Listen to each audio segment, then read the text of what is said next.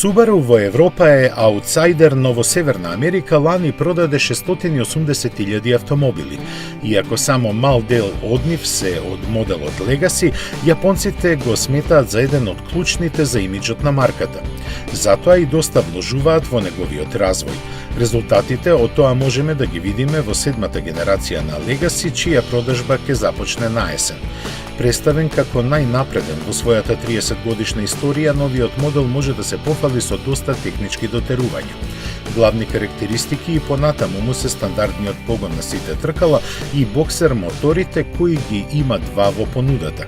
2,4 литарскиот турбо испорачува 260, а атмосферскиот 182 конски сили, кои се пренесуваат преку безстепен менувач. Новата платформа за задна полурамка е за 70% покрута и ги подобрува управливоста и комфорот. За истакнување и подобрата звучна изолација. Новиот Subaru Legacy дизајнерски нема радикални измени, но затоа внатрешноста е многу променета.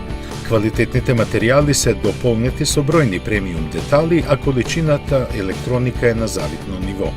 Покрај сите познати безбедносни асистенти се издвојуваат автоматското запирање при возење наназад и системот за задржување на возилото на средината на коловозната лента. Не се заборавени ниту нешта како далечинското стартување на моторот и контролата на климатизацијата преку мобилен телефон.